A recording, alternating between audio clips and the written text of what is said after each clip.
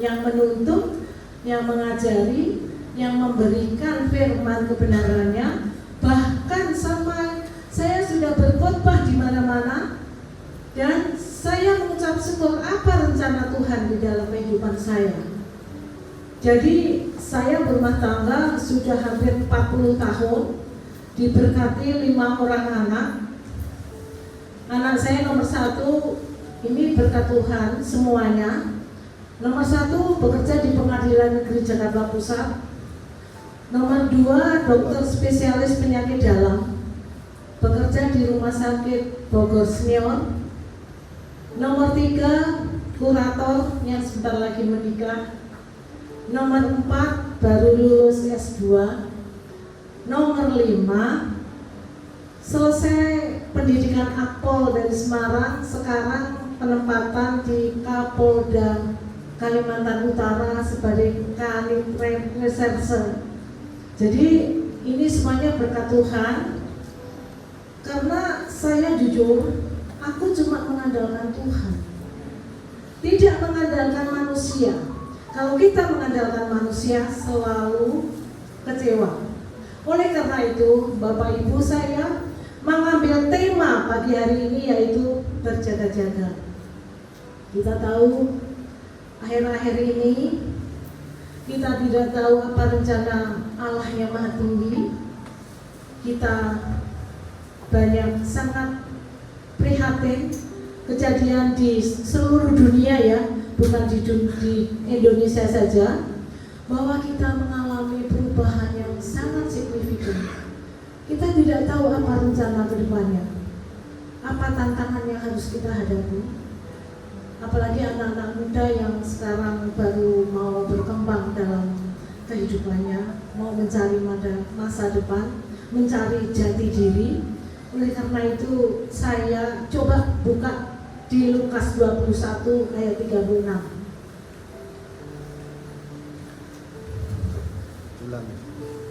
Ulang Lukas 21 ayat 36.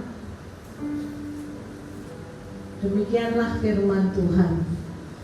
Berjaga-jagalah senantiasa sambil berdoa supaya kamu beroleh kekuatan untuk luput dari semua yang akan terjadi itu, dan supaya kamu tahan berdiri di hadapan Anak Manusia.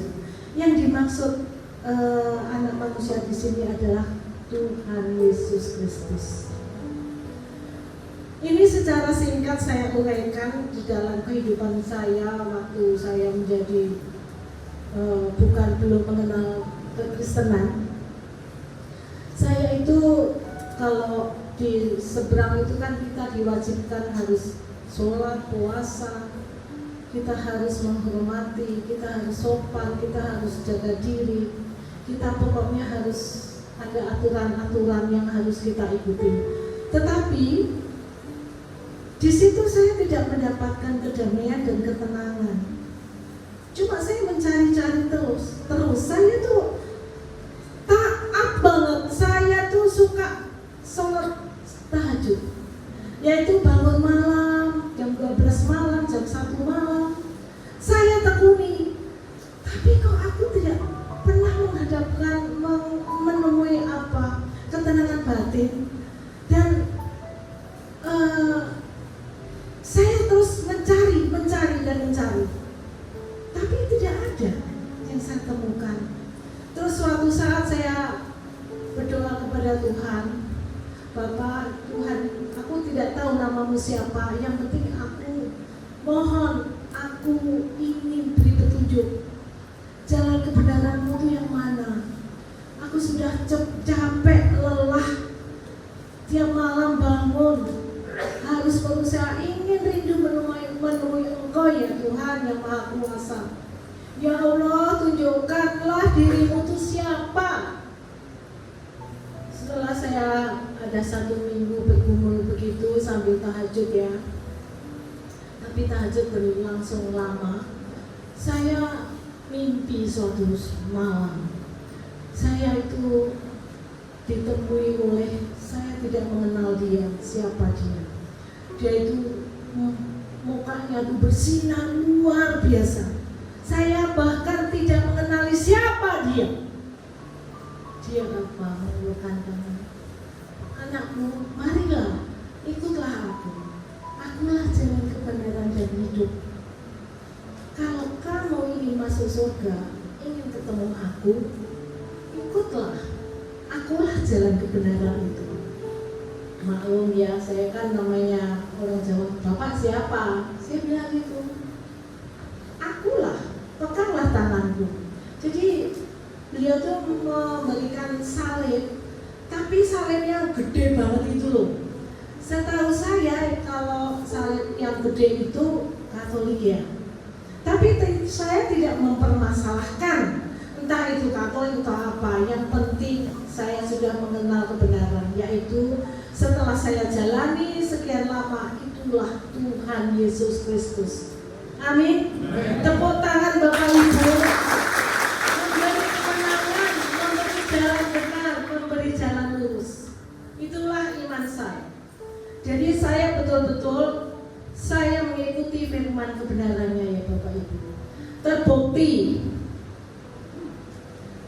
setelah saya taat mengikuti firman kebenarannya, saya selalu dituntun. Coba buka ayat Yeremia 17 ayat 10. Yeremia 17 ayat 10. Itu yang menuntun saya menjadi saya punya iman yang sangat kuat, menjadi saya punya keyakinan bahwa Yesus Kristus Allah yang tunggal, Bapa yang maha kuat, maha tinggi.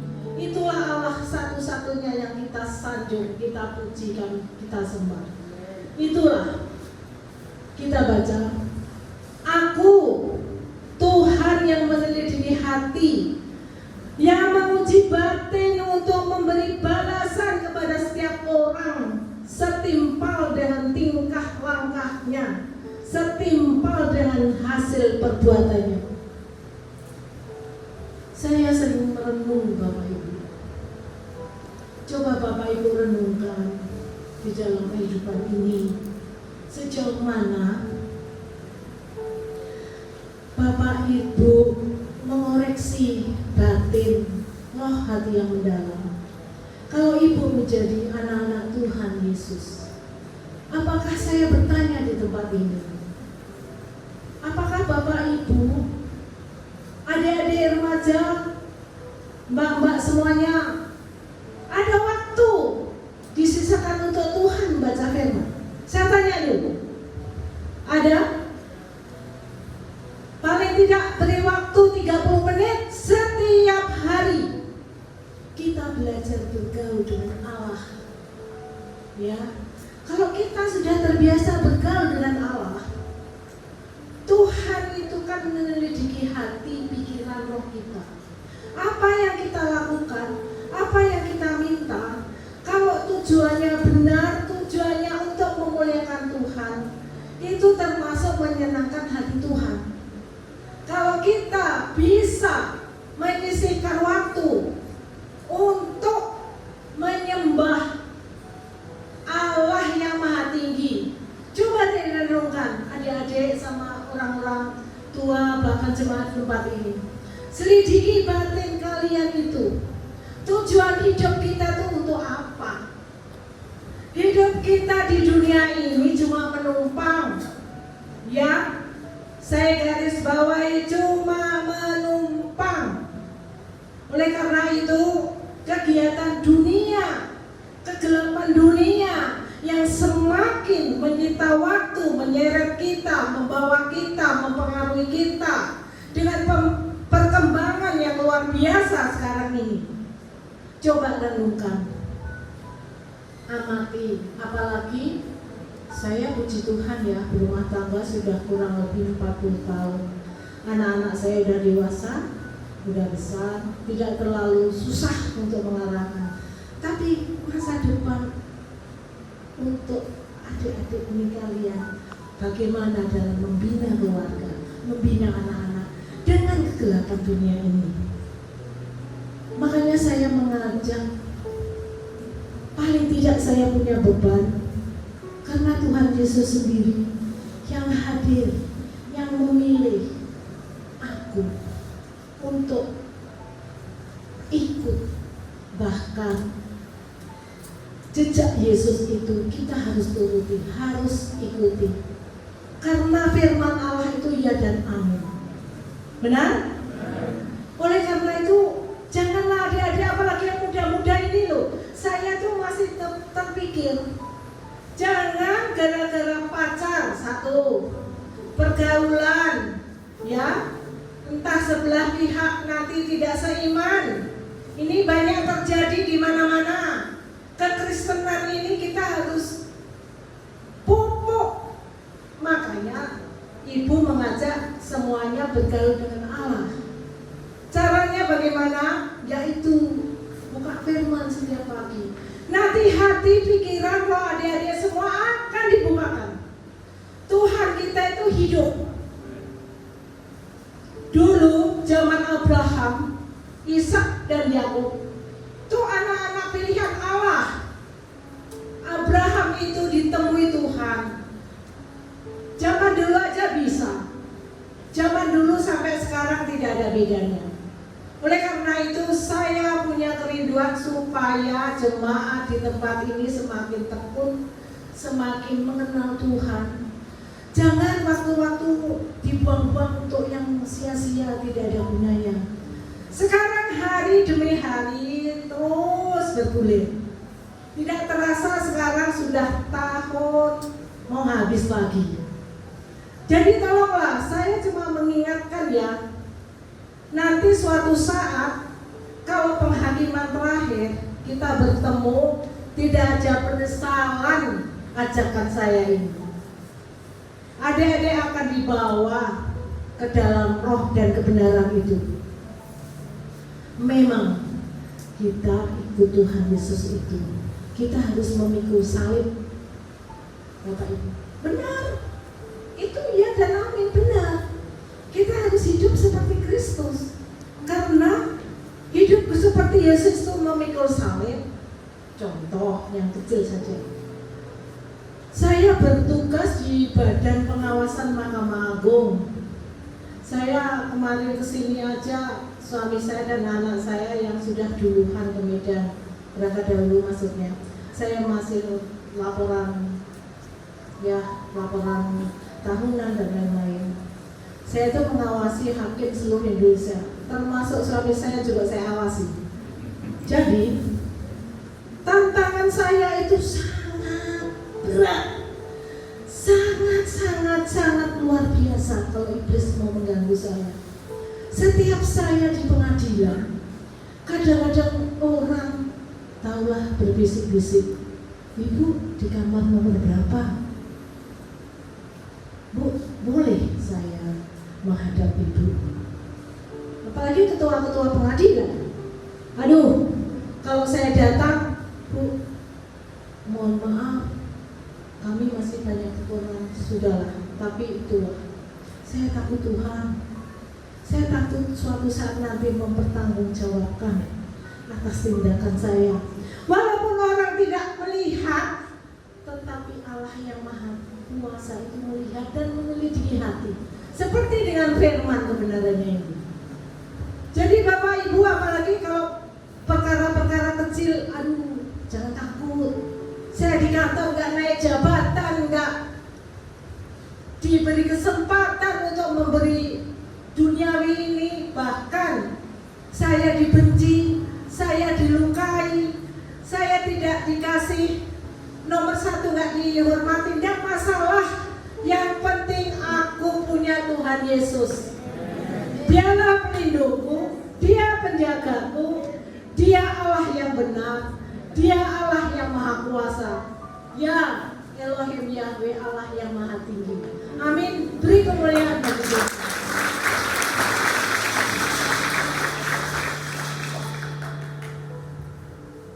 Ya Bapak Ibu, kalau kita mau merenungkan kebesaran Allah itu, lihatlah situasi yang semakin tidak menentu, kita nggak tahu loh. Ya, kita melihat waktu kunjungan ada di Gunung Semeru, Luar biasa loh Bapak Ibu, kalau orang yang sudah kena bencana itu baru ingat di Tuhan disuruh percuma. Banyak anak-anak kecil, orang-orang yang minta tolong, bahwa abu itu sesak napas kita itu, sesak nggak bisa bernapas. Itu baru sebagian Tuhan mengingatkan kita. Apalagi nih dengan COVID, coba rupanya kita ada menyangka suatu saat mau ada COVID yang model begini, usaha bisa turun, semua keuangan ekonomi dari semuanya bisa berubah. Bahkan dengan orang-orang yang tadinya milioner bisa sekejap merasakan kerugian. Betul kan? Ini real loh, empiris loh, nyata loh. Jadi kita itu tidak tahu. Seperti adik-adik ini semuanya masih muda. Kalau milih jodoh benar ya, saya ulangi lagi, jangan sampai beda keyakinan. Amin. Amin. Beri kemuliaan untuk Tuhan Yesus Kristus.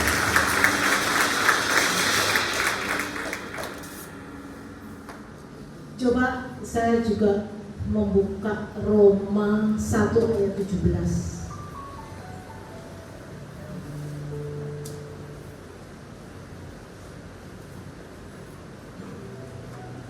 Sudah? Sebab di dalamnya nyata kebenaran Allah yang bertolak dari iman dan memimpin kepada iman, seperti ada tertulis orang benar akan hidup oleh iman. Jadi Bapak Ibu, adik-adik, dengan situasi sekarang yang COVID lah, yang lagi resesi lah, yang ekonomi tidak menentu lah, jodoh boro-boro mau nikah, masa depan aja belum jelas. Jadi jangan takut. Kalau adik-adik semuanya jemaat di tempat ini bergaul dengan Allah, bergaul dengan Tuhan Yesus Kristus, waktu turun ke dunia ini menjelma menjadi manusia biasa, memberi contoh, memberi kehidupan bahwa Tuhan Yesus, lihatlah kasihnya, kejujurannya, kedewasaannya, bahkan memberikan contoh mau mengalah, mau Tuhan Yesus itu, aduh maha suci, saya tidak tahu harus bagaimana mengatakan di tempat ini. Itulah Allah panutan kita. Adik-adik itu benar ya, coba mulai sekarang. Tapi mohon maaf ya, ini kan halak Batak, Gubotoro halak Batak, sian sudah apa yang ada perlakuannya itu sudah halak. Jadi mulai haus sebagai inangmu mengajak hamu sudah. Tapi mohon maaf bagi yang dengan orang Batak nggak tahu ya. Bergaulah dengan Allah, dengan Tuhan. Kalau kita bergaul dengan Tuhan dengan sungguh-sungguh, adik-adik yang muda-muda ini punya rencana di dalam Allah, adik-adik akan diwujudkan nyata. Karena tujuan adik-adik dan para mbak yang ada di tempat ini tujuan mulia. Tuhan akan membukakan jalan, Tuhan akan mengingkapkan semua berkat jalan hidup penyertaannya. Karena Allah kita Allah yang hidup. Allah kita tuh Allah yang menciptakan jagat raya ini, bermiliar-miliar itu galaksi dan sebagainya. Masa kita cuma menyembah waktu sehari dikasih 24 jam, masa nggak mau bergaul dengan Allah? Tuhan tuh mempunyai catatan tersendiri kepada setiap umatnya. Apalagi kita anaknya dibilang. Tapi benar nggak semuanya di sini tuh layak menjadi anak Tuhan yang dipermuliakan? Introspeksi deh. Kita ini, aduh, bersyukur diberi jalan kebenaran. Saya tuh dari kecil sudah menyembah ya tahajud, puasa, bahkan semuanya pakai kerudung bodoh gak jelas, tapi tidak menentu tujuan kita. Tetapi kalau kekristenan, saya sudah membaca firman Allah Alkitab itu dari Kejadian sampai Wahyu. Siapa di sini yang habis membaca dari Kejadian sampai Wahyu? Hah? Cuma 1, 2,